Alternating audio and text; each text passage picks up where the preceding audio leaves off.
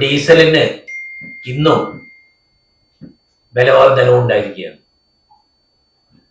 സ്വകാര്യ ബസ്സുകളെ സംബന്ധിച്ചിടത്തോളം 4 തവണയായി ഡീസലിന്റെ വിലവർധനവ് മൂലം ഒരു ദിവസം 8 രൂപയുടെ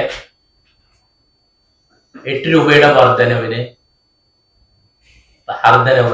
1 ലിറ്റർ ഡീസൽ ഉണ്ടായിരിക്കുകയാണ്. ശരാശരി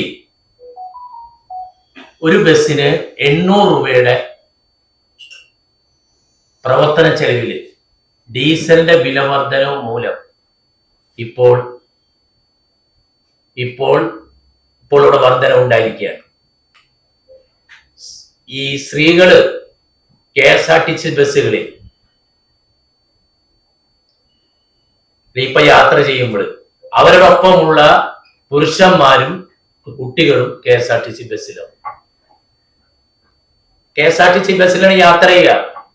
ഇപ്പൊ സാധാരണയായിട്ട് ഒരു വീട്ടിൽ നിന്ന് അമ്മയും അച്ഛനും മക്കളും അല്ലെങ്കിൽ ഭാര്യയും മക്കളും എല്ലാവരും കൂടി ഭർത്താവും കൂടി പുറത്തിറങ്ങിയാൽ ഭാര്യയോ അല്ലെങ്കിൽ അമ്മയോ KSRTC ബസ്സിൽ യാത്ര ചെയ്യില്ലല്ലോ. അവരെല്ലാവരും KSRTC ബസ്സിൽ യാത്ര ചെയ്യും. കാരണം സ്ത്രീകൾക്ക് സൗജന്യമാണ്.